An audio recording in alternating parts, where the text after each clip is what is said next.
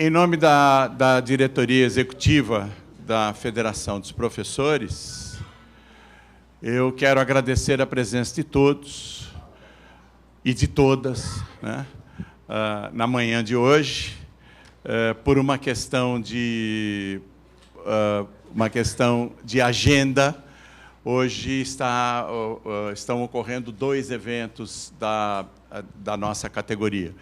Está finalizando um seminário internacional que está discutindo a privatização da educação, que está ocorrendo agora no Hotel Braston, e esse evento hoje que está discutindo as perspectivas da economia, as perspectivas econômicas do Brasil e as possíveis saídas da crise. Então, nós nos dividimos, parte está aqui, parte está lá, fechando o evento. E, então, eu quero renovar os meus agradecimentos ao pessoal que está aqui, que hoje vai ter a oportunidade de fazer uma discussão sobre as questões econômicas, que nós todos estamos acompanhando, né? Desde a eleição da presidenta Dilma, ocorrem algumas situações políticas e econômicas que estão, de alguma maneira, abalando aí os alicerces do país, né? Para usar um termo um pouco mais conservador. A questão é assim, houve politicamente, na minha concepção, uma inabilidade política na eleição do Eduardo Cunha. Isso provocou uma certa reação do partido que tem uma grande representação na Câmara, que é o PMDB, e, a partir daí, mais os ajustes econômicos que precisavam ser feitos, mais a condução do Joaquim Levy para o Ministério da Fazenda e as medidas de ajuste econômico que impõem sacrifícios à classe trabalhadora. A partir dessas situações, então, nós estamos num cenário econômico e político um tanto quanto conturbado. Na última semana, inclusive, vários editoriais, o principal deles, o editorial da Folha de São Paulo, que praticamente empareda a presidenta Dilma e que questiona a dotação de verbas para os programas sociais, e, inclusive, as verbas que são carimbadas constitucionalmente, né, propõe uma nova discussão dessas verbas que são constitucionalmente carimbadas, para que haja uma flexibilização nesse sentido e que os recursos sejam encaminhados a outros setores. E termina o editorial dizendo que ou ela parte para uma solução um pouco mais conservadora, ou ela tende a deixar o governo. Depois, entrevistas do Delfim Neto, que chama a presidente de trapalhona. Entrevista do Afonso Celso Pastore, que coloca a situação conservadora. Mais artigos assinados, por exemplo, como do Gaudêncio Torquato, que coloca a possibilidade de renúncia para presidente, inclusive colocando que a renúncia é uma saída pela porta da frente, né? E que o impeachment, senão ela sofreria o impeachment, o que seria para ele, lógico, uma saída pela porta de trás, mas sugerindo a renúncia como uma saída pela porta da frente. Toda essa pressão que os conservadores estão fazendo num Congresso altamente conservador, né? Um dos piores congressos da nossa renovação, da nossa recente redemocratização do país, um congresso fisiológico, movido por interesses pessoais e interesses de grupos contra os interesses da nação, né? O grupo da Bíblia, o grupo da bala, né? E da bola, e mais o outro B, Relúcia? Hein, Relúcia? Hein? Do boi, da bala, da bola e da Bíblia, né? O BBB agora é BBBB, porque tem o grupo da bola lá. E as escolas particulares transitando por todos esses grupos, né? Então, no Congresso Nacional sempre houve o lobby muito efetivo, eficiente e eficaz das escolas particulares. Então, toda a legislação de regulação do sistema particular não logrou êxito por força da atividade, da ação do lobby das escolas particulares. E com a privatização, né, a grande mercantilização do ensino, que está sendo, inclusive, principalmente levado a efeito no ensino superior, com os grandes grupos educacionais e a grande oligopolização do ensino superior privado no país. Como se não bastasse isso tudo, há mais notícias ruins chegando. Na medida provisória, que, se não me engano, é de 680, está aqui, a medida provisória 680 de 2015 prevê o PPE, né? O Programa de Proteção ao Emprego, que, inclusive, ela está em vigor, então foi usado, inclusive, pela Volkswagen, lá no ABC, que colocou 1.200 trabalhadores, se não me engano, no regime do PPE, né? Que parte da remuneração deles é paga pelo FAT e é um novo layoff, um layoff abrasileirado, né? Muito bem. O relator da medida provisória, que deve ser levada a voto agora na comissão, para depois ir a plenário, que se chama Daniel Vilela, que é do PMDB de Goiás, apresenta, no parecer dele, uma emenda substitutiva ou uma emenda aditiva que retorna à possibilidade do negociado prevalecer sobre o legislado. Num cenário economicamente péssimo, né, onde o poder econômico tem uma atuação e um poder de persuasão muito forte, a classe trabalhadora fragilizada retorna novamente à questão que já tinha sido apresentada no governo Fernando Henrique e que nós, a duras penas, conseguimos derrotar, né, que é a possibilidade do negociado prevalecer sobre o legislado. Então, vamos começar novamente a batalha. Isso foi informado pela agência DIAP de ontem, e com a notícia razoável de que não foi levado a voto ontem, quer dizer, a articulação sindical permitiu que isso não fosse levado a voto, mas certamente no dia 30, quarta-feira que vem, às 14h30, no Senado, a comissão mista deve apreciar o parecer do relator, deputado Daniel Vilela, do PMDB de Goiás. Então, nessa semana, o trabalho nosso será intenso no sentido de nos articularmos e articular junto aos deputados e senadores que participam, que são os membros da comissão mista, para poder derrotar essa emenda. Isso aparece assim de uma hora para outra, sem prévio aviso, né? Só para facilitar o trabalho dos trabalhadores, né? Só para ajudar a atrapalhar ainda mais a nossa vida. Bom, os diálogos FEPESP, eles surgiram da necessidade de uma qualificação dos dirigentes sindicais. Nós fizemos o primeiro diálogos FEPESP discutindo a terceirização. Estiveram presentes aqui o Hélio Zilberstein, da FEA, o Toninho, Antônio Augusto Queiroz, do DIAP, e o João Guilherme Vargas Neto. Depois, nós fizemos um outro diálogo com a participação do nosso colega lá, o Malvese, que fez uma análise das SA. O Malvese fez uma análise dos balanços das empresas SA na educação nos últimos 5 anos. E aí houve uma constatação, uma análise muito interessante, e ainda ele conseguiu algumas informações de 2 empresas de capital fechado, que é a Cruzeiro do Sul e o Mackenzie, né? E aí que nós temos a confirmação do lucro exorbitante que esses grupos educacionais estão tendo na educação superior do país. Quer dizer, uma receita, um acréscimo de receita da ordem de 233%, contra um acréscimo na folha de pagamento dos professores da ordem de 154% nos últimos 5 anos.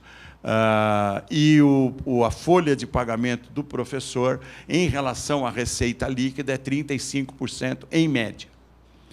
chega um grupo educacional que a ser 26%. O custo da folha de pagamento docente em relação à receita líquida. Então, esse foi o nosso segundo diálogo, FEPESP, e agora estamos aqui, tendo a honra de receber o professor Paulo Sandrone, o professor Márcio Postman, para discutirmos a conjuntura econômica do país, no sentido de nos qualificarmos, e o fim dessas discussões todas é a qualificação de todos nós para os próximos, para as próximas negociações salariais. Está tudo sendo registrado, inclusive pela TV do Instituto Perseu Abramo, que está transmitindo ao vivo. Está transmitindo ao vivo? Ao vivo, hoje. Então, agradecemos a presença da TV do Instituto Perseu Abramo, que está transmitindo ao vivo esse nosso diálogos de hoje. Bom, quem tem que falar são os nossos brilhantes palestrantes, né, Walter? Chega, né? Tá bom. Então, o Paulo Sandrone, vocês receberam aí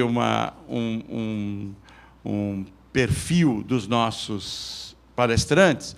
O Paulo Sandrone é graduado pela FEA USP em 1964, mestre em Economia pela PUC São Paulo. Entre 65 e 69 foi professor da Faculdade de Economia da PUC e da Faculdade de Filosofia, Ciência e Letras de Rio Claro. No início dos anos 70, trabalhou na Universidade do Chile e na Universidade de Los Andes, em Bogotá. Atualmente, é professor da Escola de Administração de Empresas da Fundação Getúlio Vargas, aposentado, professor aposentado da FGV, meu colega, e também é um assessor de diversos governos de outros países, né? Inclusive, estava me dizendo que está indo para Cuba amanhã, né? Não, amanhã não. Na próxima semana vai para Cuba, depois passa por Barcelona. Depois, bom, a trajetória dele é intensa e imensa, né? Ele é fellow do Lincoln Institute of Land Policy e um think tank de Cambridge, Massachusetts. Se dedica a questões relacionadas à tributação, uso e regulação do solo. Na PUC, você ficou até que data? Na PUC, eu me retirei em 2006. 2006. É porque aqui está dizendo que em 65, 69, mas ele foi professor da PUC até 2006, quando foi aposentado. Aqui em 69 eu fui demitido da PUC. Ah, sim, sim. Tá. Depois você retornou. Tá bom. Tá certo. 69 você teve aquela demissão ideológica. Digamos assim. Digamos assim. O Márcio Postman possui graduação em Economia pela Universidade Federal do Rio Grande do Sul, doutorado em Ciência Econômica pela Universidade Estadual de Campinas. Atualmente é professor livre-docente da Unicamp, experiência na área de economia, com ênfase em economia social e do trabalho, atuando principalmente nos temas emprego, educação, região Nordeste, programa Bolsa Família, políticas do mercado de trabalho. Foi presidente do IPEA, candidato a prefeito de Campinas, muito bem votado, e presidente atual da Fundação Perseu Abramo. Nós vamos começar pelo Paulo Sandrone, ok? Fique à vontade, Paulo. 40, 45 minutos, o que você precisar. Eu vou te avisando mais ou menos na medida do tempo, tá bom? Obrigado. Bom dia a todas e a todos. Para mim é um grande prazer e uma satisfação imensa atender o convite do meu querido colega da GV, Celso Napolitano, e também do Sindicato dos Professores. Eu fui convocado para apresentar a vocês alguns elementos para a gente discutir a conjuntura. Mas, para discutir a conjuntura hoje no Brasil, eu acho que é indispensável a gente dar uns passos um pouquinho para trás, para saber o que aconteceu lá atrás e que deu no que deu, ou está dando no que está dando agora. Mas, em primeiro lugar, eu gostaria de lembrar aqui umas frases, ou um dito do Confúcio, Quando a gente não sabe quem disse alguma coisa, a gente diz que foi o Confúcio, porque ninguém vai verificar. Então, o Confúcio teria dito o seguinte: há 4 maneiras de aprender: a repetição, o trauma da repetição e a repetição do trauma. Eu acho que aqui no Brasil é preciso inventar uma 5ª maneira de aprender, porque essas não foram suficientes, como eu talvez possa mostrar para vocês nessa nossa apresentação aqui. O primeiro quadro que eu gostaria de apresentar é esse aqui, ó. Esse é um quadro que causa grande depressão nas pessoas, porque é um quadro que mostra as oportunidades perdidas. Vocês veem, aquelas 3 primeiras barrinhas azuis dão conta do nosso crescimento econômico entre 1950 até o final dos anos 70. 30 anos de um crescimento que poderíamos dizer, para os termos de hoje, bem acelerado. Média de 6,5%, 7% ao ano, todos os anos. Se isso tivesse continuado, provavelmente hoje, 2015, nós seríamos a 2ª ou 3ª potência econômica, hein?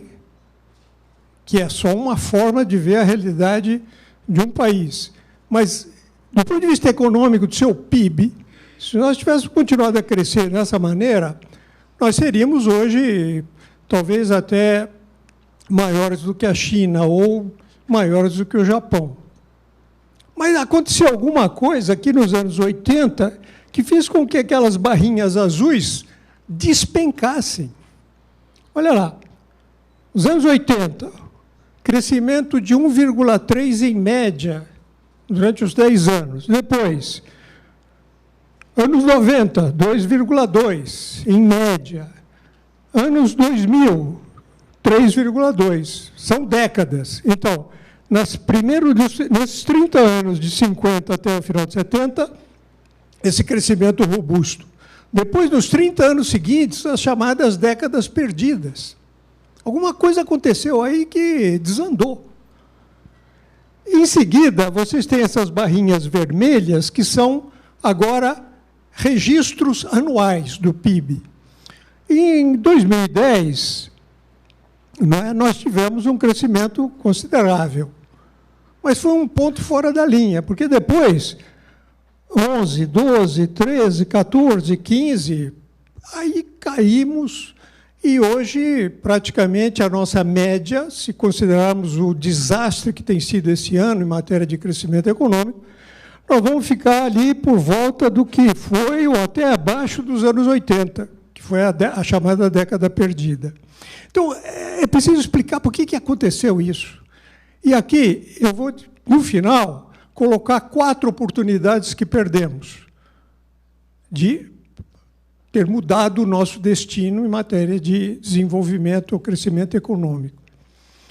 Você pode passar. A primeira coisa é o seguinte, pode passar o outro, por favor.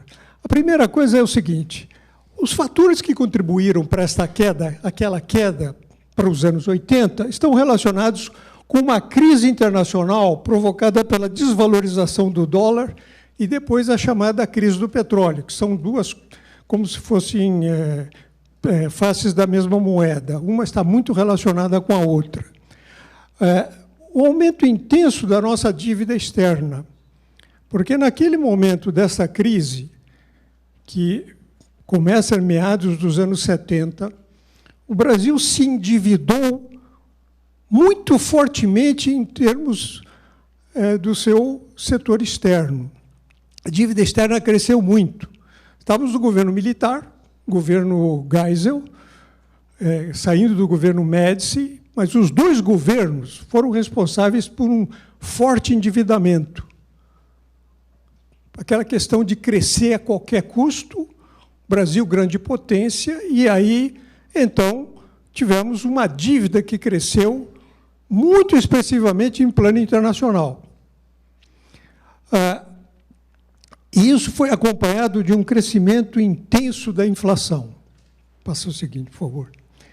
Então, para vocês terem uma ideia da raiz dessa crise, um dos problemas centrais foi o abandono do acordo de Bretton Woods, que foi assumido em 1944 e que teria a função de durar um período muito longo. Mas ele entrou em colapso por uma atitude americana, um elevado endividamento, empurrando, digamos assim, todos os seus problemas internos do déficit para o resto do mundo, e que culminou com a desvalorização do dólar, uma desvalorização intensa do dólar. Os americanos empurraram essa crise para o resto do mundo e nós não soubemos reagir convenientemente a esse impacto. Outros países reagiram melhor do que nós, especialmente os países da Ásia, mas nós reagimos mal. No momento da crise profunda, provocada por essa desvalorização, que depois contaminou o nosso principal produto de importação, que naquela época era o petróleo, fez com que crescer a qualquer custo naquele momento foi uma estratégia equivocada, que depois nos cobrou uma conta muito grande logo no período seguinte, devido ao endividamento, a esse endividamento. Pode passar outra, por favor. Então, as nossas reservas externas, que eram boas em 1972, elas evaporaram. Em 1982, nós tivemos aí uma dívida que saiu de 9 e passou para 67 bilhões. E reservas negativas, quer dizer, não tinha nem reserva para comprar um produto de emergencial, um produto que viesse resolver problemas de saúde que nós não tivéssemos, etc. Um colapso em 1982. Governo militar, e antes de 82, um ministro da Fazenda, do Planejamento da época, que era o Delfim Neto, quis também dar um exemplo de crescimento a qualquer custo e fez uma política expansionista que agravou ainda mais a situação. A inflação saiu de 15% para 100%, uma hiperinflação. Então, nessa conjuntura, não era possível crescer do jeito que se vinha crescendo antes. Nesse momento de colapso, praticamente de default, não conseguimos pagar os nossos compromissos externos, não foi ainda uma moratória, a moratória veio alguns anos depois, mas foi um default que levou a uma política de ajuste, que se vocês olharem aí para esses 4 elementos, vão ver que todos os países que estão passando por crises de endividamento, como a Grécia, por exemplo, usam essa receita, e nós estamos usando essa receita agora também, que é, primeiro, desvaloriza o câmbio. A Grécia não pôde fazer isso porque ela está dentro do euro e ela não tem capacidade de desvalorizar uma moeda que ela não controla. Então, mas ela usou todos os outros 3. Aumenta a taxa de juros, corta salários e aumenta os impostos. Essas são as 4 políticas do apocalipse que levam a economia mais profundo ainda. Mas essa é a terapia, a alternativa que o Brasil teve na época para sair ou tentar sair da crise. Não é? Então, nós crescemos apenas 1,3%, e no decênio seguinte também, como não conseguimos resolver o problema herdado da década anterior, continuamos também num crescimento muito baixo. Depois, a inflação foi impulsionada pelas desvalorizações cambiais, e aí o galope da inflação se acentuou. Por quê? Um país que não consegue pagar sua dívida externa, por definição, é um país onde escasseia a moeda estrangeira. E onde escasseia a moeda estrangeira, a taxa de câmbio se desvaloriza. Dólares escassos querem dizer dólar caro. E esse dólar caro, com a necessidade de desvalorizações cambiais frequentes, porque a inflação mesmo se autoalimentava em termos das desvalorizações cambiais, foram levando essa inflação para a marca estratosférica de 45% ao mês. Vocês talvez se lembrem dessa época, não é? Onde a inflação assumiu um caráter galopante. Vários mecanismos de defesa, como as correções monetárias, as contas bancárias, etc., os reajustes salariais cada vez mais frequentes, passaram de 1 ano para 6 meses para 3. Daqui a pouco você tem que reajustar os salários de 15 em 15 dias para recuperar pelo menos parte do poder de compra perdido durante uma época de hiperinflação. Então, aqui nós temos um endividamento externo muito elevado, você não consegue pagar a dívida naquele ano, não consegue pagar os juros dessa dívida, que são altos. Os contratos brasileiros foram feitos em termos leoninos. Um devedor frágil tem que aceitar as condições do credor. E, portanto, a cada ano, o juro incidente levava essa dívida ainda mais para frente, e ela ia sendo contabilizada, mas não ia sendo paga. Então, por mais esforço que o Brasil fizesse durante esse período de 80, 90, nós não conseguimos equacionar o problema externo. Então, estavam sempre estrangulados pela falta e escassez da moeda externa e, portanto, uma incapacidade de atrair qualquer investimento, seja nacional, seja estrangeiro, porque você não tem condição de pagá-los. Então, nós ficamos andando de lado. Isso permaneceu sem solução, até o início dos anos 90. No início dos anos 90, nós tivemos o Plano Real, e um antecedente do Plano Real, que foi muito importante, foi o Plano Brady, porque os credores também se convenceram de que os devedores não conseguiam pagar do jeito que os contratos tinham sido elaborados. E não era só o Brasil, era o México, a Argentina, a Iugoslávia, Filipinas, e não sei quantos mais países que tinham entrado nesse processo de endividamento e sem condições de pagar. Então, os credores se convenceram que era preciso fazer um plano estilo Casas Bahia. Você não pode pagar, então vamos estender o prazo que você tem para pagar. Originalmente eram prazos muito curtos, vamos alongar o prazo e dar um jeito aí, dar uma melhorada na taxa de juros, porque a taxa de juros cobrada por um cliente que não dá muitas garantias é uma taxa de juros estratosférica, em termos de moeda forte.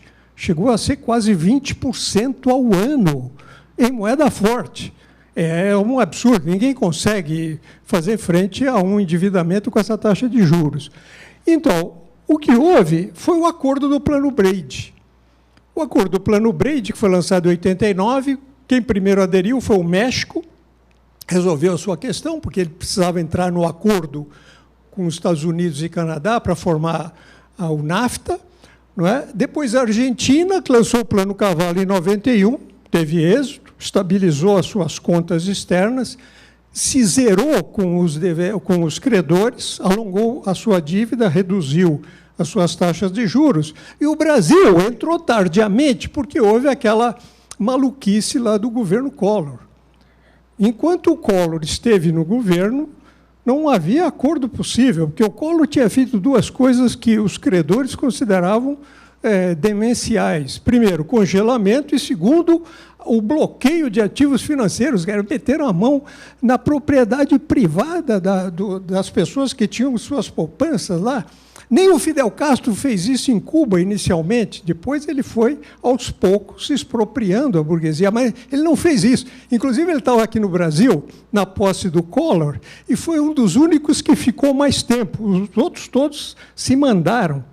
E só no dia seguinte é que o plano foi lançado. Aí perguntaram para ele: Fidel Castro, o que você achou? Comandante, o que você achou aqui do plano? Ele falou: uma violência, porque dizia, nem isso em Cuba nós fizemos.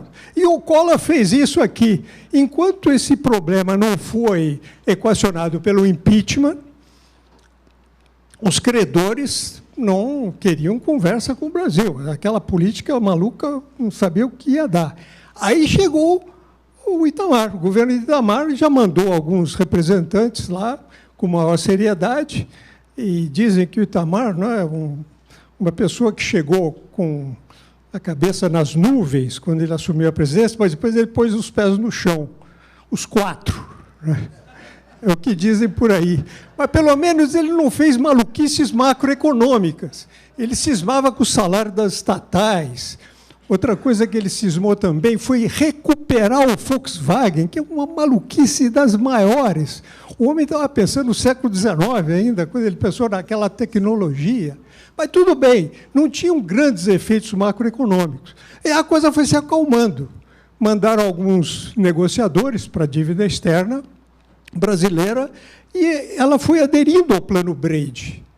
E quando o Plano Real foi lançado, o acordo com o Plano Brady já estava pronto. O que quer dizer o acordo com o Plano Brady? O Brasil vai se acertar com os credores. Então, aquela pressão de escassez cambial foi caindo. E as reservas brasileiras foram crescendo. Com a URV, que foi um mecanismo muito engenhoso de liquidar com a moeda inflacionada e criar uma moeda mais estável, deu certo, e aí se criou a âncora cambial. O que é a âncora cambial? Eu baseio a estabilidade de preços, mantendo a taxa de câmbio bem comportadinha lá, sem desvalorizar a moeda nacional. Essa foi a grande virada, mas essa grande virada provocou outros problemas de endividamento, que são esses aqui, ó. Imediatamente, depois do Plano Real, o dólar passou a valer menos, houve uma valorização do real, porque todos os credores estavam esperando na porteira para ver se os que mostram o rating de um país ou a sua solvência dissessem: abre a porteira porque o Brasil já se acertou com os credores. Então, pode ir para lá, porque lá agora é seguro. E, além disso, os que fizeram o Plano Real resolveram evitar aquela eventual expansão muito forte do consumo quando você liquida com a inflação. E acaba o imposto inflacionário. Então, para evitar isso, eles mantiveram a taxa de juros muito elevada.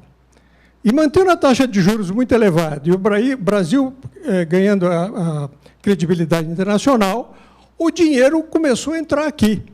E entrou mais ainda quando a ameaça que, na época, o Lula mostrava, em 94, se ganhasse a eleição, foi afastada pela vitória no primeiro turno do Fernando Henrique. Então, juntavam-se 4 coisas importantes para os credores internacionais. Estabilidade da moeda, taxas de juros muito altas, mantidas muito altas, reservas que iam se recuperando e estabilidade política. Porque o Fernando Henrique era um homem que mostrava muito mais condições de seguir a norma internacional do que é um bom comportamento econômico do que o Lula. E, portanto, o dinheiro começou a entrar aqui com grande quantidade e, pela primeira vez, o dólar valia menos do que o real. Primeira vez na minha vida que examino essas questões aí, brasileiras, da economia brasileira, que a unidade, o padrão monetário brasileiro, a unidade monetária, valia mais do que a unidade americana. Você põe uma nota de $50 do lado de uma nota de R$50, dizia: qual é a que você prefere? A nota de $50 valia menos que a nota de R$50, mas, por via das dúvidas, muita gente ainda escolhia o dólar, porque não tinha confiança ainda na nota de R$50. Aconteceu isso com você, Celso? Sim, né? Mas não era $50, era $50 mil. Então, começamos a ter uma festa de importações. Tudo baratinho, porque o dólar é barato. Olha os déficits que fomos ter no setor externo. E aí você cobre esse déficit como? Com dinheiro que vem de fora. Não tem outro jeito. E, claro, esse dinheiro estava vindo em grandes quantidades. Por quê? Porque aqui a taxa de juros era um pirão. Taxa de juro alta e garantia de que o governo tinha reservas para pagar, se fosse o caso, devolver os dólares que tinham entrado, reconvertê-los, uma taxa de juros dessa e uma moeda estável. E aí, de credores, ou melhor, de uma balança comercial superavitária, passamos a ter uma deficitária. Somado ao déficit de serviços, então tivemos esses déficits aí.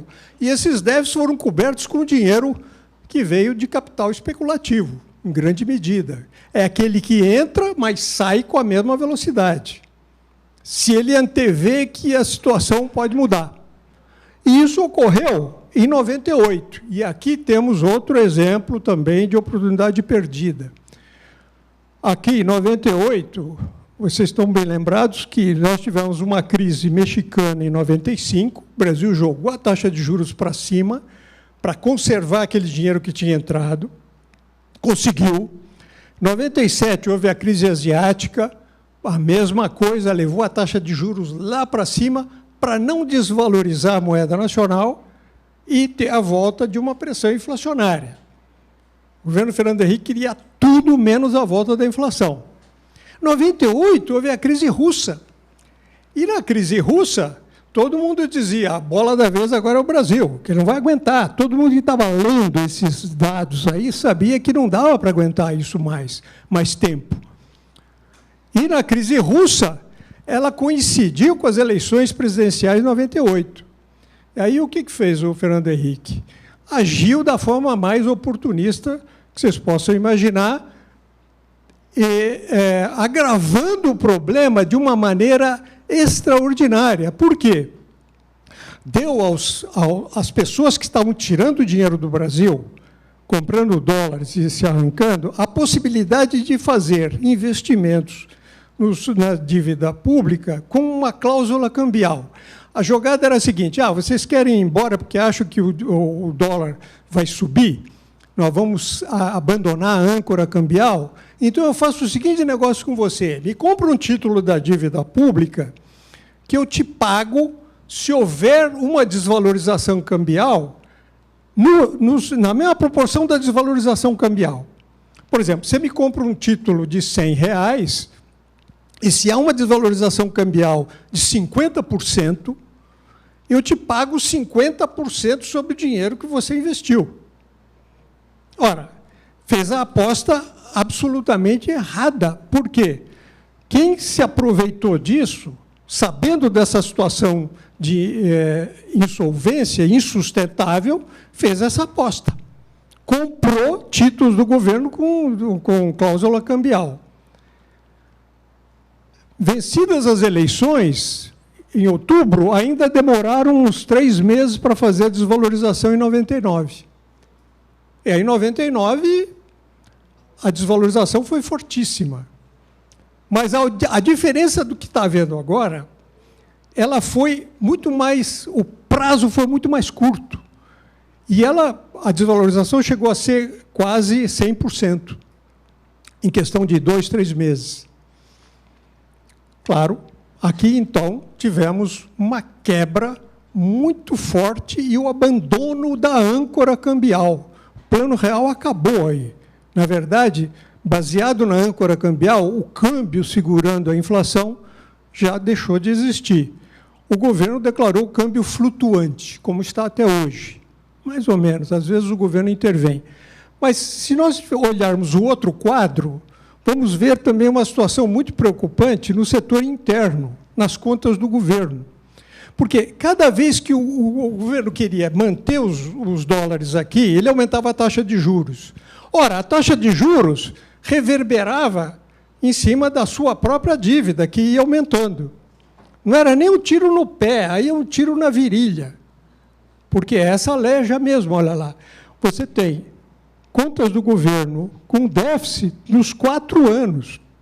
Nesses 4 anos, que também davam uma mensagem para quem quisesse investir no Brasil, que a situação era insustentável, porque você tinha déficit no setor externo e no setor interno. E de grandes proporções. Todo mundo sabe que o único país do mundo que consegue manter um endividamento forte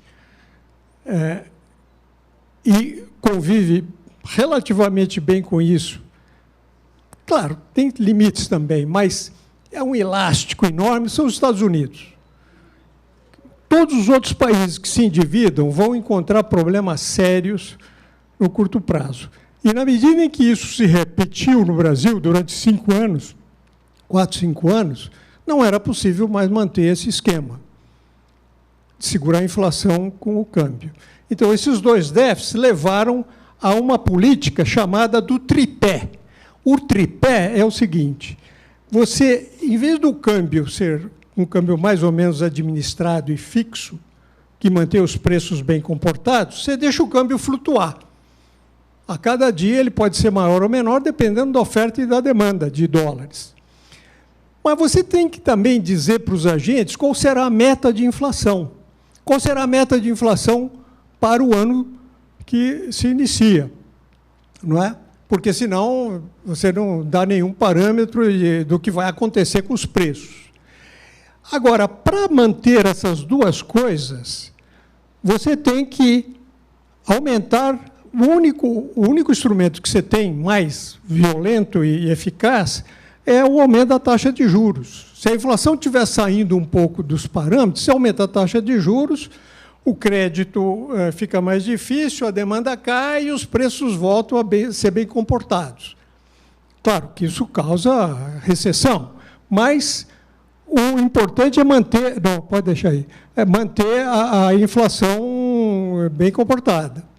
Agora, se você aumenta o juro, você tem que dizer para o agente que está investindo como é que você vai pagar esse juro. Então, o governo tem que prometer outra coisa, que é o superávit primário. O que é o superávit primário? Ele tem que fazer o seguinte compromisso: tudo aquilo que eu receber, depois de pagas todos os meus compromissos de pessoal, custeio, manutenção e investimento, eu tenho que reservar uma parte substantiva para pagar os juros. Essa é a ideia do superávit primário. Esse tripé aí é uma política que também não deve ser considerada como uma solução para sempre. Eu digo, esse tripé deixa a mesa mancando, porque ela sempre está dependendo de uma taxa de juros elevada e um superávit primário, que tira dos governos a capacidade de custeio, manutenção e investimento. E também para uma coisa tão importante, que é manter uma política salarial para os seus servidores decente. Então, veja o que acontece com o tripé. As metas de inflação fixadas, elas, você fixa um centro, que é aquele primeiro dado ali, centro da meta, e ela pode ser um pouquinho para cima e um pouquinho para baixo. Nos primeiros anos, depois daquela crise de 99, nós arrebentamos com o teto da meta, porque a inflação foi muito maior, a desvalorização cambial trouxe uma inflação muito maior do que aquela esperada. Mas depois houve uma disciplina fiscal razoável, até os primeiros anos, a partir de 2010. A partir de 2010, a inflação ficou grudada no teto da meta. Aqueles dados ali embaixo. Olha. 2010, a inflação, o teto era 6,5, ela foi 6,5. Deu cravado ali no teto da meta. Houve uma manipulaçãozinha do governo, porque ela ia extrapolar o teto. Mas agora, olha, em 2015, depois também ficou muito próximo do teto e não do centro. Em 2015, ela já está bem acima do teto da meta, não é? E, portanto, nós já temos aí esse tripé que funciona mal, está funcionando mal. Até agora, funcionou mal nos últimos anos, porque houve muito artifício para ficar dentro do teto da meta, para dizer, ó, estamos dentro do teto da meta. Aqui também valeu muito uma manipulação feita a partir de 2013, mas depois eu vou me referir a isso, para apresentar bons indicadores quando a base estava sendo corroída. Mas, olha o superávit primário que foi obtido a partir de 99. Esse superávit primário tem que ser entendido o seguinte: é dinheiro que sai, todas as receitas do governo, impostos, para pagar juros. Meus amigos, aí não tem nenhuma contrapartida, a não ser pagar juros. E, olha, no governo Lula, ele chegou a estratosféricos quase 5% do PIB é uma enormidade. Claro, naquele momento houve uma tentativa do Palocci de elevar tanto esse superávit primário a ponto de pagar todos os juros da dívida. Porque aí seria uma beleza. A dívida externa, a dívida pública teria uma trajetória quase descendente.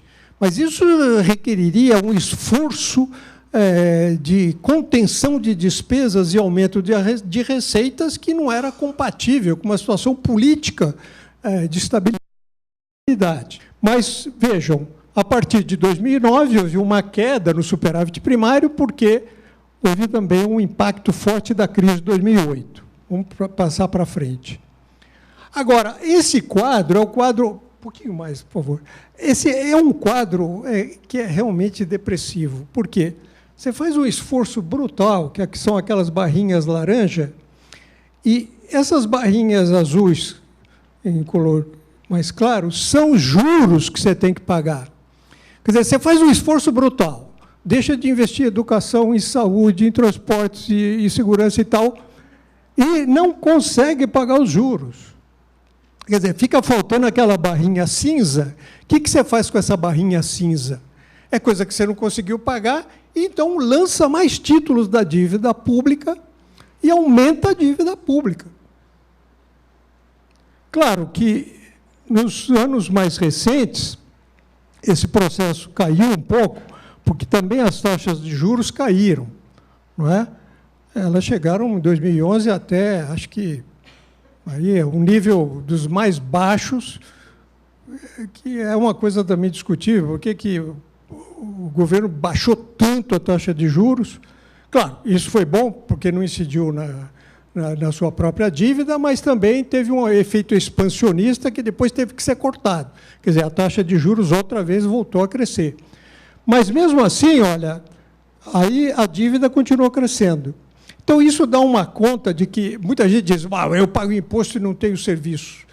É claro, porque parte dos impostos que se pagam é para esse fim aí.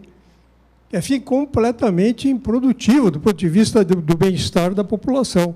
É só para pagar a dívida que já foi contraída no passado. Vou voltar ao seguinte. Agora, no superávit primário de 2013, para se ter uma ideia, foi de 99 bilhões. Juros, 269. Quer dizer, houve uma diferença de 170 bilhões que teve que ser coberto com mais endividamento. E, em 2014, aí um desastre completo. A política econômica do governo em 2014 foi de uma irresponsabilidade brutal. Em nome de, também, como aconteceu com o Fernando Henrique, em 98, de ganhar a eleição, foi feita uma política, a meu ver, e aqui eu digo com toda a franqueza que eu puder dizer, que foi irresponsável fazer o que foi feito, porque houve um déficit primário em 2014. Então, a dívida pública cresceu muito mais em 2014, porque não houve nem o superávit primário. Alguém pode dizer, não, tudo bem, mas o dinheiro foi usado para serviços públicos, mas é insustentável. Na medida em que eu vou criando um problema maior para o futuro, tudo aquilo que eu ganhei no passado eu vou perder. Isso me lembra muito, em 1962, com aquela crise dos mísseis lá em Cuba, o Khrushchev resolveu retirar os foguetes e foi aquela humilhação. Então, os cubanos diziam na época, Nikita, Mariquita, lo que se dá no se quita. Mas não tirar os foguetes podia levar a uma crise muito maior. Aqui também está acontecendo um pouco isso no Brasil. Aquilo que os trabalhadores ganharam na conjuntura anterior está sendo perdido agora. Porque o pessoal está perdendo emprego, o pessoal está perdendo salário, o pessoal está perdendo poder de compra por essa inflação que está muito, padrões nossos, padrões, já uma inflação elevada. Então, o que está se perdendo é em função de uma política insustentável que foi mantida até o final de 2014. isso é uma questão bastante discutível, mas eu gostaria de fincar pé nisso, porque é uma coisa que se repete. Fernando Henrique, agora o governo Dilma, ocorreu também no governo Figueiredo com Delfim Neto, e aconteceu com o governo do Geisel com o Mário Henrique Simonsen. Mas podemos voltar a isso na discussão. Um pouquinho mais para adiante, por favor. Agora, para pagar essa diferença, ou pelo menos mostrar uma capacidade maior de pagamento de sua própria dívida, o governo fez essa brincadeira aí. Ele levou a carga tributária, porque não tem outro jeito. De 24% do PIB, a carga tributária total cresceu para 36%. Claro, cada coisa que você entrega para o governo é menos coisa que você tem para você, seja sociedade civil, cada um de nós, seja os empresários. Então, claro que desse bolo aí a repartição vai ter que ser diferente. E o pior é que parte desse tributo aí não é para serviços públicos, não é para o bem-estar da população, mas é para fazer o famoso pagamento de juros por uma dívida trilionária que já está realmente causando estragos muito grandes daqui para frente. Então, o crescimento do PIB, ele depende da taxa de investimento. E aqui nós não podemos fazer ilusões. Nessa nossa sociedade de mercado, o grosso do investimento é o investimento privado. O investimento público não substitui o investimento privado. Ele pode complementar, pode ajudar e tal, mas se os empresários disserem não, por alguma razão, não tem jeito. O PIB não vai crescer, o emprego não vai crescer, o salário não vai crescer, a renda não vai crescer. É muito difícil fazer isso.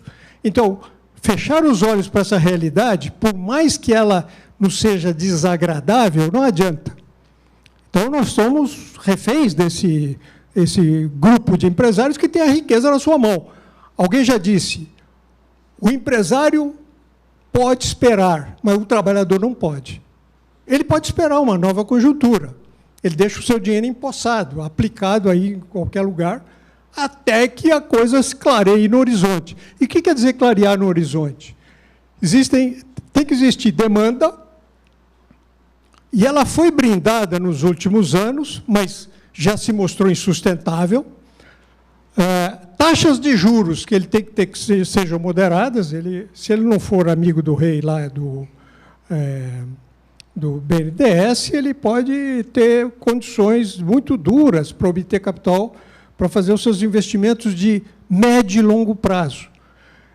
E isso também está se perdendo a questão da demanda, todo mundo está aí ou endividado ou jogando na retranca, ou as taxas de juros estão muito altas e os crediários cada vez mais difíceis.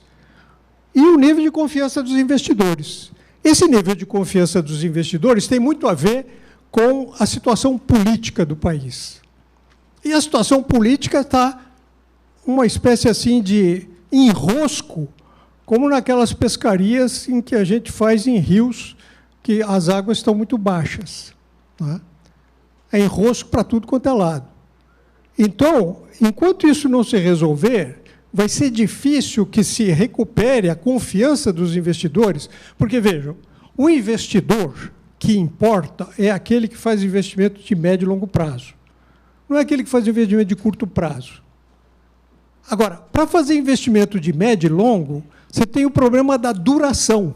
Tem um período de anos em que o investidor tem que garantir que aquelas condições que ele considera boas vão se manter. E é isso que falta. Por alguma razão econômica também, mas política, e também tem essa questão da Lava Jato, que, de uma maneira, já estão na cadeia.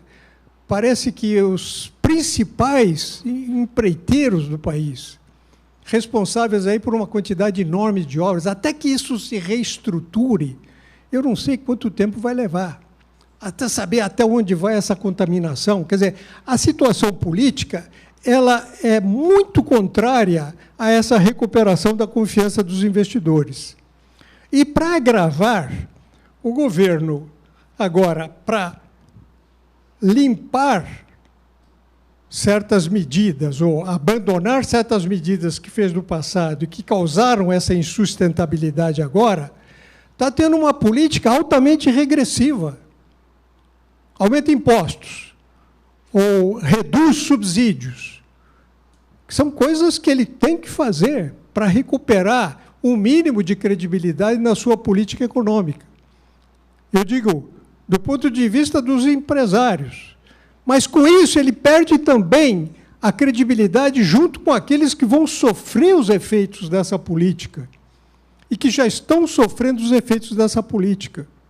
Chama para ministro da Fazenda algo inconcebível há um tempo atrás, que é uma pessoa que pensa diametralmente oposto a ela. Ao tripé da economia, a Dilma tem uma característica interessante. Pela primeira vez no nosso país, na nossa vida republicana, nós tivemos um presidente ou uma presidenta que tem formação de economista. E ela, a meu ver, se baseou em 3 economistas que me parecem muito bons, que são Keynes, Kalecki e Minsky, cujas recomendações podem ser seguidas no momento de crise, mas que, como aqueles remédios, se você tomar em demasia, você pode ter um colapso. Eu acho que ela errou muito no uso dessas terapias recomendadas por esses economistas aí. Foi certo fazer isso em 2009, até 2010, mas depois não. Tinha que abandonar isso, porque são terapias transitórias. Elas não podem se perpetuar. Perpetuar é levar para a insustentabilidade na qual nós nos encontramos. Então, o nível de confiança dos investidores não está na linha do horizonte. Vai ser difícil recuperar. E a instabilidade política também contribui para o agravamento dessa crise. Então, aqui, o final, eu queria só lembrar o seguinte. Em 4 momentos, nós tivemos oportunidades perdidas, a meu ver. 75, 77, no governo Geisel, com a crise internacional já estabelecida no mundo inteiro. Se vocês olharem o segundo Plano Nacional de Desenvolvimento Econômico, é a peça mais de ficção científica que existe em termos de crescimento econômico. Se propõe um crescimento econômico quase até tão grande quanto do período anterior, que tinha sido o período do milagre econômico. Então, para se comparar favoravelmente com o governo anterior, o governo Geisel tocou pau na máquina e levou o nosso grau de endividamento muito maior ainda, com as consequências para os anos 80. Depois, o governo Figueiredo, Delfim Neto, usou uma política expansionista num momento de alta contração e alto endividamento e alta inflação. Jogou a inflação para frente.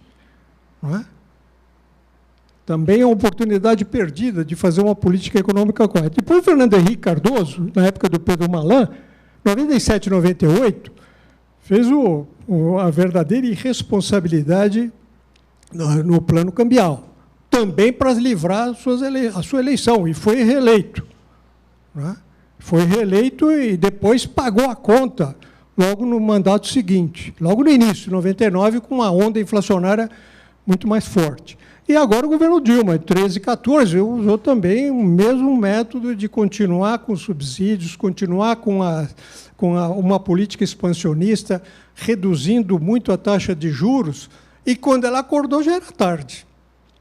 Era tarde no sentido de que se vai pagar uma conta agora muito maior do que se pagaria se a partir de 2013, especialmente 2013, ela tivesse mudado essa política que usou, foi bem usada para superar a crise de 2008 internacional, mas que a sua continuidade nos levou para esse despenhadeiro.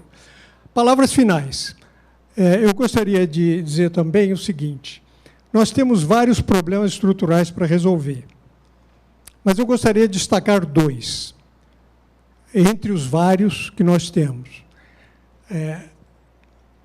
Um deles é a questão previdenciária. Essa questão tem que ser rediscutida, tem que ser reequacionada, porque ela, no plano de décadas, ela pode nos levar a uma situação muito grave de financiamento do processo previdenciário. Isso é toda uma discussão, mas eu gostaria de deixar isso como uma referência.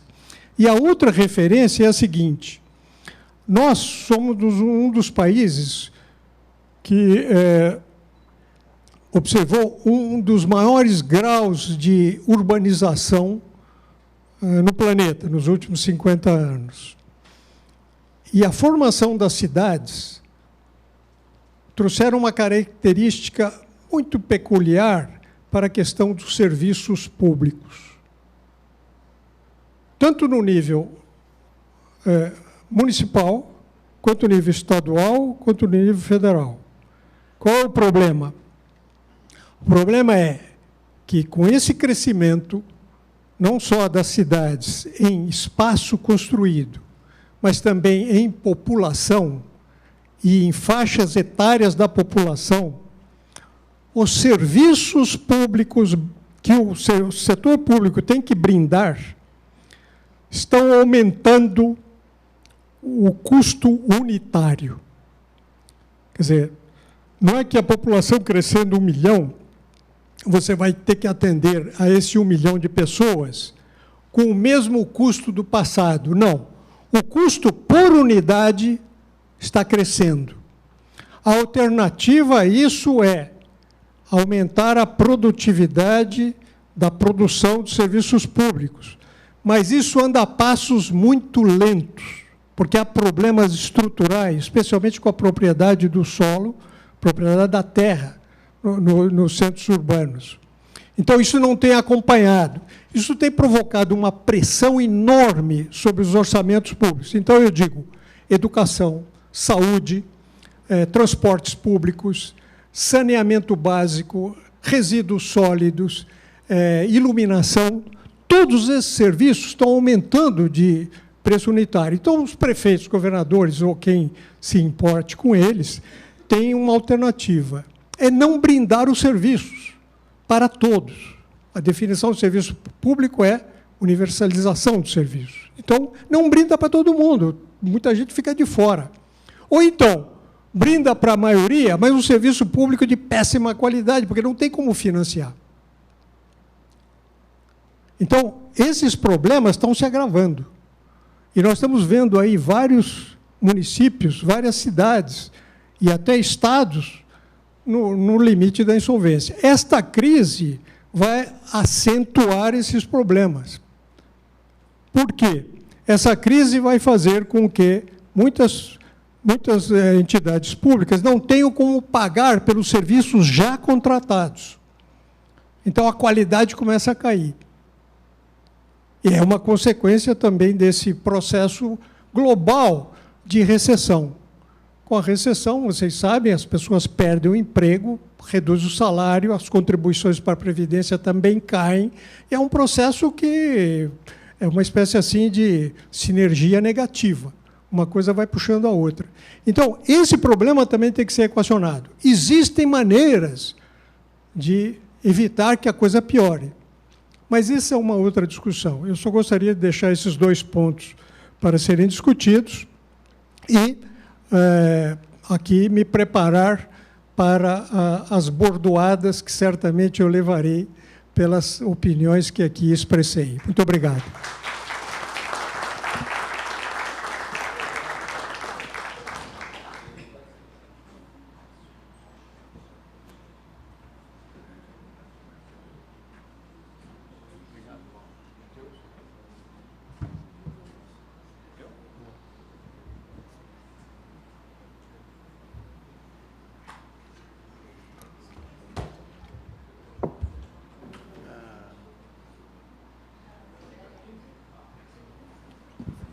Paulo, eu convido a permanecer aqui, por favor. É que o Postman não vai usar. Isso. Não. Está com medo de bordoar? O que a gente esqueceu de dizer é que você foi secretário também da gestão de Luiz Erundina, né? Foi uma falha imperdoável. Secretário dos transportes naquela época. Você foi o...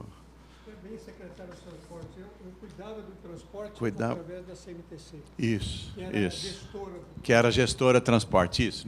Naquele momento existia a CMTC, é isso. Bom... E olha, foi naquela época que nós propusemos a tarifa zero. É verdade. Importante lembrar que foi naquela época que o programa do Sandrone era a tarifa zero. Do Sandrone e da prefeita. Do governo. Programa do governo, programa da prefeita Luiza Erundina. É? Ainda bem que não deu certo? Não, naquela época nós tínhamos como financiar. Só dá certo se você tem uma fonte de financiamento. Mas como a fonte de financiamento pegava os ricos, eles fizeram uma campanha mortal. E aí conseguiram derrubar a proposta na Câmara. Foi por isso. A gente recebeu também a notícia auspiciosa de que mais de 700 pessoas estão assistindo a esse debate aqui pela TV Perseu Abramo, da Fundação Perseu Abramo. Agora, o nosso professor Márcio Postman, por favor.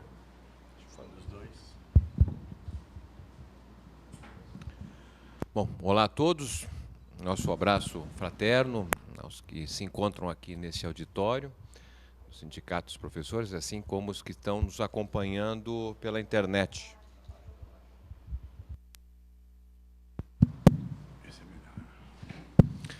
É uma satisfação poder estar aqui compartilhando essa mesa com o professor Paulo, a quem tenho grande admiração pelo seu trabalho como professor e como intelectual engajado em políticas públicas importantíssimas durante esse período da redemocratização que estamos vivendo desde 85.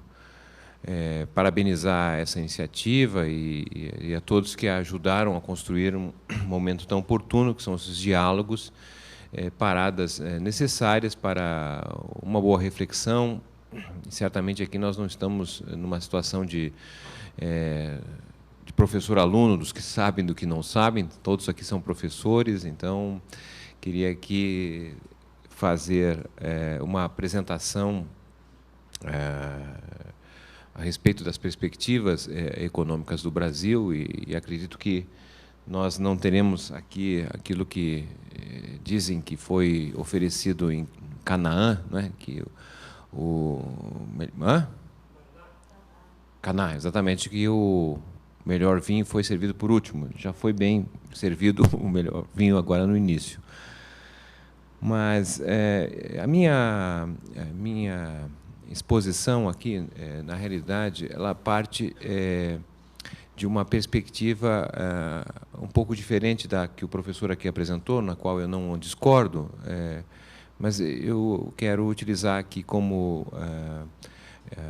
referência à minha exposição uma abordagem de caráter mais estrutural, procurando partir do pressuposto que nós estamos vivendo um momento, nós brasileiros, estamos vivendo um momento singular, um momento comparável a outros singulares momentos, poucos singulares momentos que vivemos, como fora a década de 1930 e a década de 1870.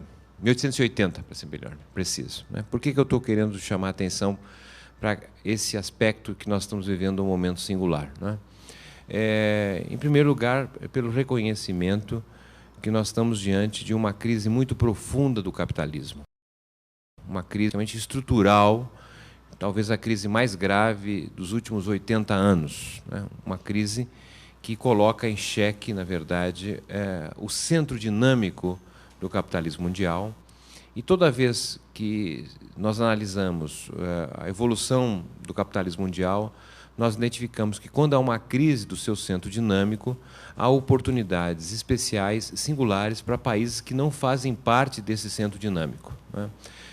Um país, para ser do centro dinâmico, ele precisa reunir 3 características fundamentais. Ele precisa ser um país que tem moeda de curso internacional, que exerce as 3 funções fundamentais da moeda, que é como meio de pagamento, unidade de conta e reserva de valor, né? Nós, obviamente, não somos um país que tem moeda de curso internacional. Certamente, aqui, muitos, se não todos, já tiveram a oportunidade de viajar para além do Brasil e sabem que é sempre bom levar a nossa moeda junto, né? Dá para a gente lembrar da onça pintada, do mico-leão dourado, mas pouca utilidade terá a nossa moeda para ser utilizada como meio de pagamento, ou como unidade de conta ou reserva de valor fora do Brasil, né? Não é uma moeda aceita fora do Brasil, não tem credibilidade para tanto, né? Então, ademais de ter a moeda de curso internacional para ser reconhecido como um país do centro dinâmico, é necessário também ter capacidade de produção e difusão tecnológica, né? Algo que nós temos muita dificuldade aqui no Brasil.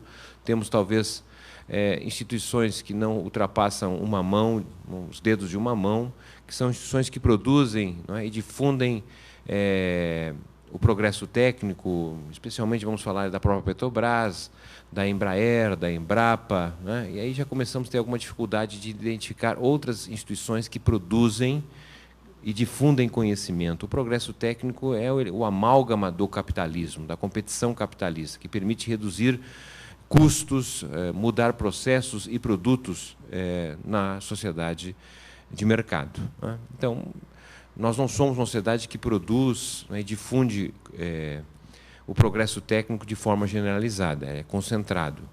E, ao mesmo tempo, também a terceira característica de um país do centro dinâmico é aquele que possui forças armadas, poder militar, né? Nós não temos forças armadas dignas de nome, né? Nós somos o 2º país do mundo com maior fronteira seca, são mais de 10 países ao qual nós nos relacionamos, e nas nossas fronteiras entra e sai quem quiser, a hora que quiser. Não temos capacidade de estabelecer, na verdade, um controle das nossas fronteiras, né? Isso pode, inclusive, ser melhor expresso pelo fato de sermos o maior país com fronteira marítima no Oceano Atlântico, onde se localiza uma das principais reservas de recursos naturais, que é o petróleo na camada de pré-sal, e o Brasil sequer tem, até o presente momento, um submarino de propulsão nuclear, né? Então, estamos falando não mais de guerra tradicional, guerra em que nós temos uma expertise de forças armadas. Na verdade, nós estamos falando hoje de guerra cibernética, tá certo?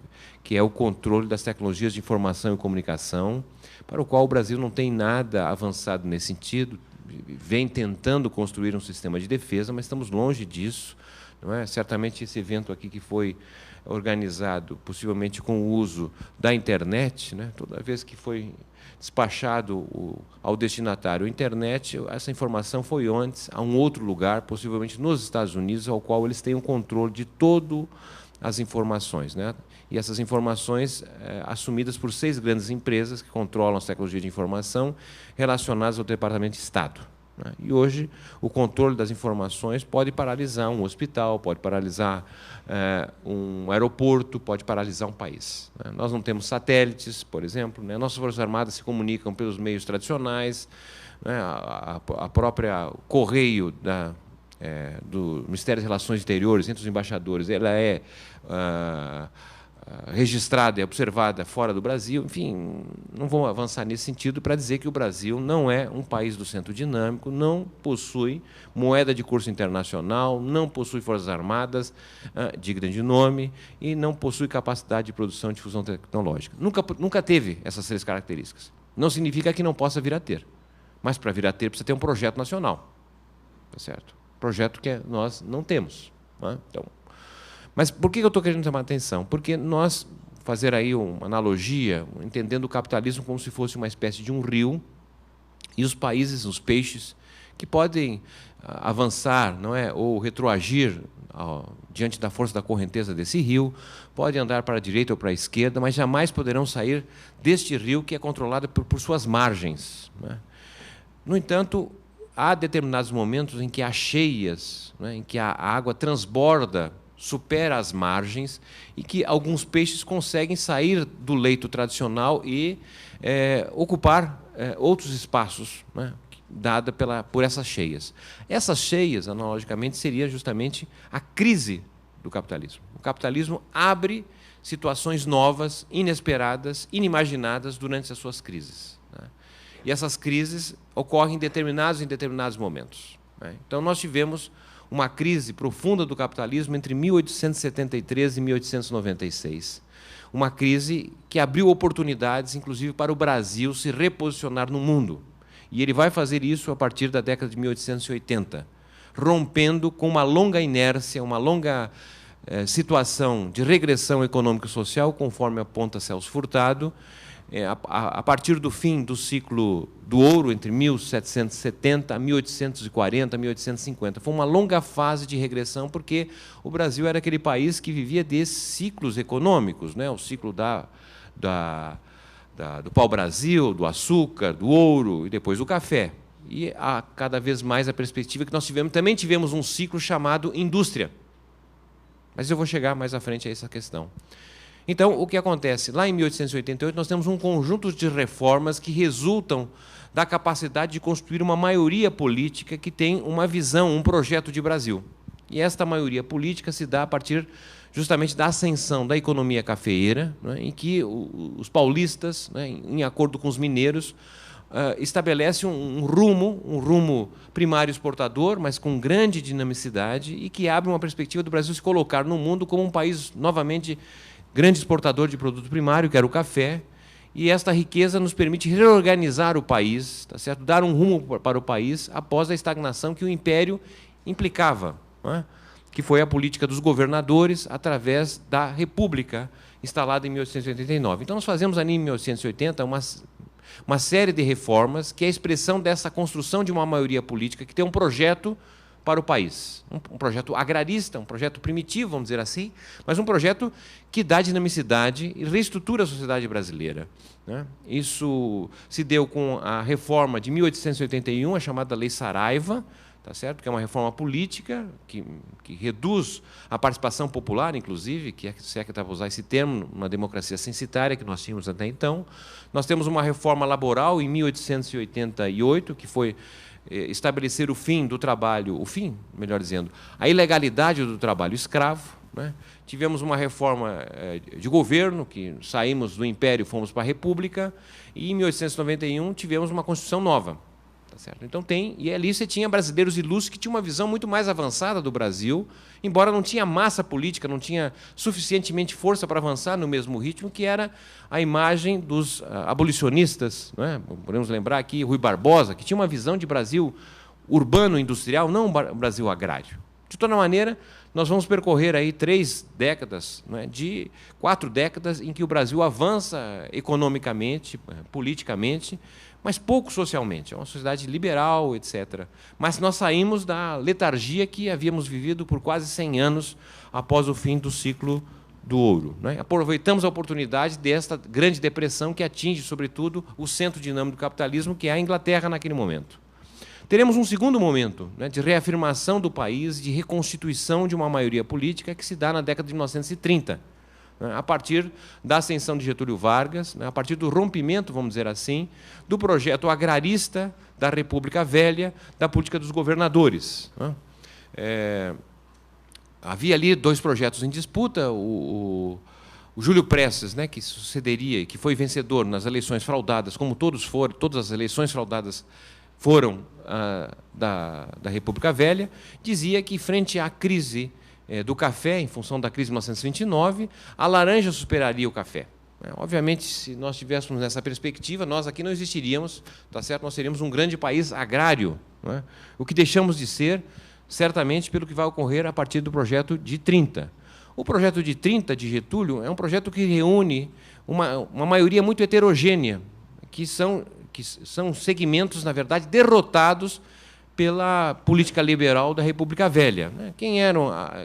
Quem foram os grupos que constituíram a maioria política com Getúlio a partir de 30? Foram os trabalhadores que haviam sido derrotados em várias greves ao longo da República Velha, mas também uma certa classe média urbana, os funcionários públicos, né, os tenentes, os militares, enfim, ali Getúlio reorganiza esses perdedores que lhe dão uma possibilidade de uma maioria e apresenta um projeto urbano industrial, um projeto bastante vigoroso, um projeto que transforma o Brasil em 50 anos numa potência industrial. O Brasil se transforma na 8ª economia industrial do mundo, não é? Num ciclo de 50 anos de crescimento significativo. O Brasil foi o que a China é, do ponto de vista do crescimento das suas forças produtivas, da sua transformação, não é? Mas, na verdade, esta maioria política também não era suficientemente forte para permitir que, junto com esse crescimento econômico, o Brasil fizesse as reformas clássicas do capitalismo contemporâneo. Nós não fizemos as reformas clássicas do capitalismo contemporâneo, ou seja, não fizemos a reforma agrária, não fizemos a reforma tributária, não fizemos a reforma social. Não é? Até a gente, quando olha a década de 30, percebe ali o Getúlio com um projeto, mas, na verdade, ele foi acertando esse projeto de forma muito empírica, porque as contrações, não é? Os constrangimentos ao seu projeto, ao seu governo, foram enormes. Não é? Nós tivemos 30, mas também tivemos 32. Ou seja, era uma guerra civil estabelecida no país. Não é? Uma reação à tentativa desse projeto urbano, desta modernidade. Não é? Nós somos um capitalismo que une o moderno sem romper com o passado, com o atraso. As elites aqui vão se reinventando dentro desta modernidade que mantém o passado. Então, ali, Getúlio, de certa maneira, faz um acordo em 32. Né? Os agraristas, aqui, São Paulo, né? Os proprietários rurais, vão dizer para Getúlio: olha, Getúlio, você quer fazer essa coisa moderna de indústria, conceder direitos a trabalhadores, fazer com que eles vão trabalhar apenas 8 horas por dia, não é? Ter descanso semanal, férias, feriados, isso aqui é um horror. Você quer fazer isso aí, tudo bem. Se você venceu, você vai fazer, mas na cidade, não me mexe no campo. Não me mexe no campo, porque se mexer no campo vai ter guerra civil continuada. Né? Então, o que vai acontecer? Nós vamos criar o moderno, que são as cidades, sem mexer no campo, sem fazer a reforma agrária. A reforma agrária é um princípio capitalista da democratização da propriedade da terra. O fato de nós não termos feito reforma agrária nos criou 2 problemas. Um, que o professor Sandrone falou aqui como problemas que nós vamos ter pela frente, mas, na verdade, é um problema criado lá, já em 1930. Ou seja, o fato de não ser feita a reforma agrária nos criou 2 dificuldades. Quais são? Primeiro, a reforma agrária é importante porque ela reduz o poder da propriedade fundiária, a propriedade da terra. Tá certo? E no Brasil nós temos o poder do proprietário rural é uma coisa imensurável. Né? Exemplo disso são as eleições do ano passado. Né? Nas eleições do ano passado, um país urbano, um país que tem 86% da população morando nas cidades, elegeu como maior bancada a bancada ruralista. São mais de 270 deputados vinculados ao agrarismo. Isso é uma coisa inimaginável num país urbano. A agenda urbana não se expressa no Congresso que nós temos. Um Congresso, em tese, democraticamente eleito. Democraticamente eleito é modo de dizer, porque, na verdade, ele expressa o poder econômico. Tá certo? Ou você tem dinheiro para ganhar a eleição, ou você não vai ganhar a eleição. Segundo o levantamento feito na Câmara dos Deputados, a eleição de 2010 demonstrou o seguinte: dos candidatos a deputados federais que foram eleitos, declararam ao Tribunal Superior Eleitoral terem gasto uma quantia média de 4 milhões de reais para se eleger. Quantia que eles não obtiveram pela remuneração que ganharam durante 4 anos. São verdadeiros patriotas, não é? Que se elegem e vão ter remuneração um valor menor do que gastaram. Dos candidatos a deputados federais que não se elegeram na eleição de 2010, declararam no Tribunal Superior Eleitoral terem comprometido uma quantia de 100 mil reais. Quem não se elegeu gastou 100 mil reais em média. Quem se elegeu gastou 4 milhões. Esse é o nosso sistema eleitoral, tá certo? Que permitiu, por exemplo, que os empresários, que representam 3,6% da população ocupada brasileira, representassem no Congresso que nós temos hoje, 67% de todos os congressistas se dizem empresários. Então, isso resulta do quê? O Brasil não fez a reforma agrária. O pior do que isso, né, foi esse processo de urbanização, ao qual o professor Sandrone falava com propriedade. A gente diz que nós temos no Brasil cidades, né, porque a gente quer dar um ar de urbanidade no Brasil, mas, na verdade, não temos cidades. Nós temos verdadeiros acampamentos. Tá certo? Cidade significava um mínimo de urbanidade, é passeio público, é transporte público decente, é educação decente, saúde decente. Não temos isso. Por quê? Porque nós transformamos cidades agrárias, que eram o que nós tínhamos nos anos 30, tá certo? Em cidades inchadas pelo deslocamento absurdo de mais de 100 milhões de pessoas que, em 50 anos, se deslocaram do campo à cidade. Então, nós inchamos as grandes cidades brasileiras e criamos um modelo de cidade estendida, né, em que reina ali a especulação imobiliária, o poder, não é, das máfias do lixo, da merenda escolar, né, e do transporte. Ou seja, você fez cidades agrárias que tinham um núcleo pequeno de cidades, pelo enxame, você deslocou as pessoas para morar a 30 quilômetros do centro e conectou o centro a essas áreas da pobreza com estradas, não é? Com asfalto, com iluminação, com água e saneamento, o que permitiu valorizar esta área intermediária entre o centro e a pobreza como área especulativa onde foram morar a classe média e os ricos através dos seus condomínios. Certo? Essas cidades estendidas são impossíveis de terem serviços públicos decentes, porque impõem custos exorbitantes. Porque, ao invés das cidades enxutas europeias, que você tem tudo muito próximo onde você mora, o que nós passamos a ter é ter tudo muito longe onde se mora, com custos de deslocamentos exorbitantes. Então, você tem que colocar um posto de saúde em diversas localidades, o custo de manutenção, as escolas, o custo é exorbitante. Muito difícil ter uma cidade decente neste modelo no qual nós terminamos encaminhando em função de não termos feito a reforma agrária. Segunda reforma que nós não fizemos foi a reforma tributária. Nos dias de hoje, quem paga impostos continuam sendo os pobres, os ricos não pagam impostos.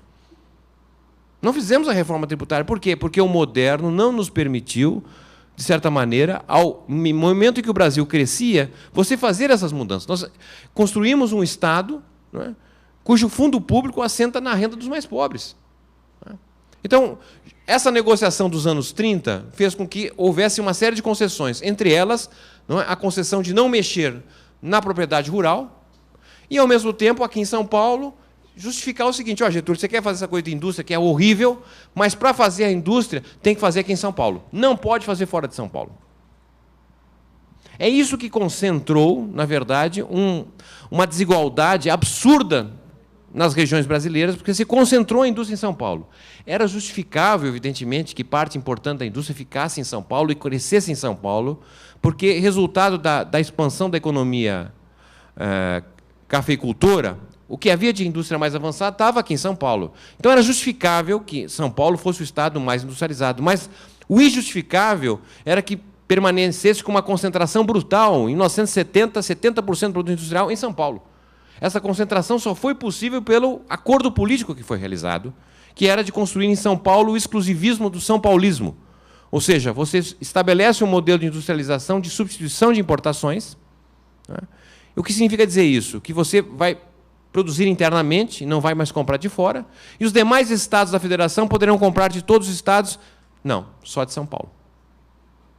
E criou um modelo de dominação que é São Paulo, né? Como o horizonte em que cada governador quer copiar São Paulo. Tá certo? O exemplo mais concreto do absurdo foi ter construído uma mini São Paulo no meio da floresta amazônica, que foi a Zona Franca de Manaus. É uma coisa injustificável, uma mini São Paulo no meio da floresta. Né? Mas nós fizemos isso dentro desta identidade, não é? Em que o poder econômico ficaria em São Paulo, porém Getúlio dá o troco dizendo o seguinte: olha, São Paulo vai ter o poder econômico, como tinha na República Velha, mas não vai ter o poder político. Na República Velha, se não falha a memória, foram 16 presidentes que tivemos, 6 foram paulistas. De 1930 a 1994, São Paulo não tem um presidente da República. Não tem modo de dizer, porque teve o Jânio Quadros, que não era paulista, mas, em todo caso, fez toda a carreira aqui, e ficou 7 meses. Tá certo? Então, o que nós tivemos ali foi um modelo de expansão, tá certo? Esquizofrênico, porque nós chegamos em 1980 sendo a 8ª economia do mundo, mas tendo 50% da população vivendo em condições de miséria extrema. 47% dos trabalhadores tinham carteira assinada, né? Porque os direitos sociais e trabalhistas foram implantados a partir de 43 no Estado Novo, na ditadura, e, infelizmente, acho que se fosse a ditadura do Vargas, não teria tido a CLT. Tá certo? E a CLT foi implantada para quê? Para trabalhador que não existia, que era trabalhador urbano. Em 1940, segundo o IBGE, de cada 10 trabalhadores existentes no Brasil, 9 estavam no campo. E a CLT não diz nada ao campo. Começa a dizer a partir do Estatuto do Trabalhador Rural, em 63, e somente na Constituição de 88 que se equivalem os direitos do campo com o da cidade. E nós sabemos ainda que há uma parcela dos trabalhadores brasileiros que não tem acesso à CLT. Como é o caso, não é, pelo menos acesso pleno, é o caso dos trabalhadores domésticos. Então, o que eu quero chamar a atenção é que nós tivemos a oportunidade de construir um projeto urbano industrial na década de 30. Nós estamos vivendo, desde 2008, uma crise gravíssima. Uma crise que não tem solução à vista. Uma crise de um projeto que se inicia com um ajuste norte-americano ao final dos anos 70. Ao final dos anos 70, o centro dinâmico do capitalismo está em crise. Por quê? Porque os Estados Unidos levam 3 derrotas simultâneas. Uma, o professor Paulo Sandroni nos falou em relação à derrota da moeda. O dólar, a partir de 73, se transforma numa moeda como qualquer outra, um papel pintado e ponto final. Tá certo? É uma derrota monetária nesse sentido. Obteve uma segunda derrota, que foi a derrota militar, em 1975, frente ao Vietnã. Tá certo? Os Estados Unidos tinha o maior exército, bomba atômica, tinha de tudo, e foi derrotado pelos vietnamitas.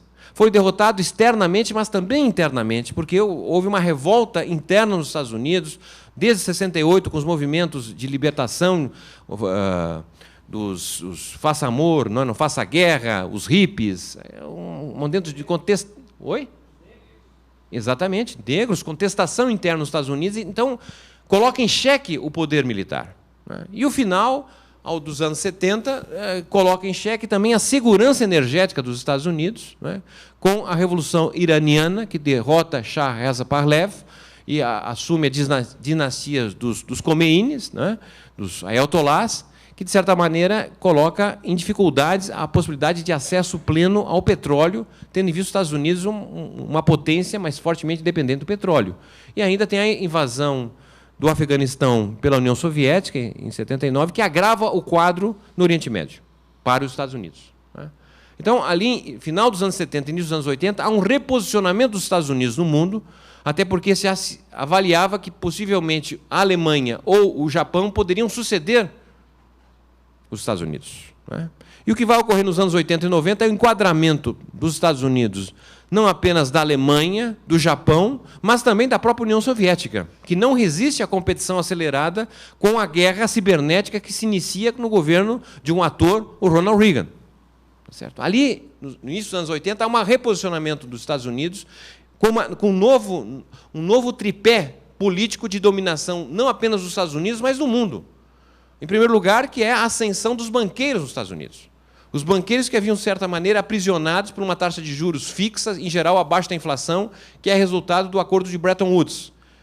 E a política do Paul Volcker, presidente do Banco Central, a partir de 78, liberta os banqueiros para ter cada vez mais taxas de juros acima da inflação. E a política monetária norte-americana passa, então, a destruir as possibilidades de autonomia de política monetária de qualquer país do mundo. Hoje, nenhum país tem política monetária autônoma. Para fazer qualquer decisão, tem que olhar primeiro o que vai acontecer nos Estados Unidos. Em 80, praticamente, você tem ali os banqueiros do mundo todo se unindo, fazendo aquilo que se imaginava que Marx gostaria que fosse feito, trabalhadores do mundo todo unidos. Quem se uniu foram os banqueiros, que estão se articulando plenamente no mundo todo. O segundo grupo que ascende ali no tripé dos governos variados nos Estados Unidos, diz respeito ao descenso da estratégia militar, que havia sido vencedora na Segunda Grande Guerra Mundial, através da política de generais, como é o caso do general MacArthur, general Marshall, que eram os estrategistas vitoriosos na Segunda Grande Guerra Mundial, e a Guerra do Vietnã tinha demonstrado que não seria mais possível essas estratégias darem vitória aos Estados Unidos, e se constitui uma nova estratégia através de uma elite dos militares norte-americanos que são reconhecidos como falcões, que chegaram até a ter vice-presidente nos Estados Unidos. Esses falcões fazem um movimento de apropriação de recursos do orçamento do governo norte-americano para realizar parcerias para viabilizar a guerra cibernética. Por isso que denominou-se uma parte do neoliberalismo, que foi reduzir recursos do Estado, sobretudo em políticas públicas, sociais, para gastos de armamentos, né? Que é quando se cria o chamado Vale do Silício, nos Estados Unidos, as empresas.com, todas elas com grande financiamento militar, que foi para criar a guerra cibernética, a guerra que nós temos hoje. O que é a guerra cibernética? Uma delas, por exemplo, é a própria internet, que foi criada para um momento de guerra, não é, de uso da bomba atômica. Como é que vai se comunicar após o uso da bomba atômica? Seria uma comunicação entre computadores. Esse mecanismo de uso de guerra se transformou num mecanismo de uso comercial. Todos nós usamos hoje, mas ela segue sendo um controle de guerra. Tá certo? Então, você tem ali a ascensão dos militares norte-americanos com outro princípio de guerra e de enquadramento do mundo todo, nesse sentido. E, por fim, você tem uma outra força importante, que foi a força das petroleiras nos Estados Unidos, e que, de certa maneira, contaminaram a política externa, né, que reduziu a importância para os Estados Unidos, da Ásia, da América Latina, a partir do final dos anos 80 e dos anos 90, porque eles se concentraram, né, em função de várias guerras, no Oriente Médio, com o objetivo de garantir a segurança energética. Bom, nesse sentido que você teve a liberalização e a ascensão da Ásia e uma certa liberalização, ao final dos anos 90, da América Latina, sobretudo o Brasil, com os governos pós-neoliberais, né, no final dos anos 90, que vão fazendo políticas cada vez mais distantes dos interesses dos Estados Unidos, aqui na América Latina e também na Ásia, especialmente com a China, né? O que eu quero dizer com isso é que, com o governo Obama, há uma tentativa de reposicionamento, novamente, dos Estados Unidos, de um lado, tentando liberar o poder das petroleiras, quando se desenvolve um programa do xisto, uma tentativa de ter uma alternativa ao petróleo, né, porque as petroleiras não permitiram o avanço tecnológico, como havia permitido os avanços tecnológicos para o lado dos bancos, toda a tecnologia bancária e financeira, dos derivativos, etc., ou mesmo nas tecnologias avançadas que resultaram da nova estratégia de guerra norte-americana, né? Qual é a proposta dos Estados Unidos? É sair do Oriente Médio e estabelecer maior controle sobre a América Latina e a Ásia. Há documento escrito do governo do Obama, né? O restabelecimento da quarta frota norte-americana para o Oceano Atlântico, por exemplo, não é? E as tentativas de reorganização e presença dos Estados Unidos na Ásia, não é?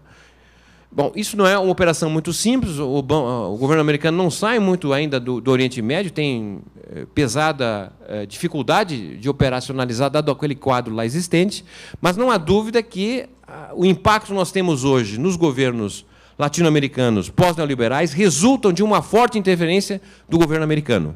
Pouco estabelecida, tá certo? Mas, obviamente, que países como os ditos de governo pós-neoliberais, como foi o nosso, que avançamos relativamente, passamos por problemas que têm, evidentemente, o quadro nós temos afetado os interesses americanos. Tá certo? Uma certa liberalização, presença do Brasil no mundo, a construção dos BRICS, né? O modelo de uma nova moeda de meio de pagamento, o banco de financiamento, de investimento construído nos BRICS, não alegra nada os americanos e também a União Europeia. O que eu quero chamar a atenção, portanto, é que vivemos uma época nova no Brasil, que é comparável à década de 30. Tá certo? Nós temos hoje a oportunidade de construir uma alternativa à situação que vivíamos por quase 3 décadas, nos anos 80, 90, tá certo? Décadas difíceis do ponto de vista do posicionamento do Brasil no mundo, né? Mas qual é o problema, a meu modo de ver, tem a ver com a situação econômica que vivemos hoje? É o problema, na verdade, político. Tá certo? O problema da incapacidade de construir uma maioria política que governe um país em cima de um projeto de expansão. Tá certo? Por que eu estou dizendo isso? Porque, a meu modo de ver, a vitória do presidente Lula em 2002 resultou, não é, do congraçamento de várias forças que haviam sido derrotadas nos anos 90 pelo projeto neoliberal. Os trabalhadores perderam o emprego, a classe média perdeu perspectiva de mobilidade social, a agricultura familiar, a própria agricultura comercial, em função do dólar valorizado, né? Os industriais, né?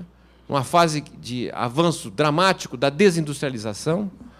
Bom, então se constitui ali um governo que tem maioria do ponto de vista do voto, mas essa maioria concede ao próprio presidente uma espécie de camisa de forças, né? Em que sentido? No sentido de que se espera que esse novo governo, iniciado em 2003, reponha o que o neoliberalismo retirou, mas que não faça nenhuma reforma estrutural no capitalismo brasileiro. Tá certo? Não mexa no sistema político, não mexa na questão tributária, não mexa na educação, não mexa na saúde. Nenhuma reforma foi feita.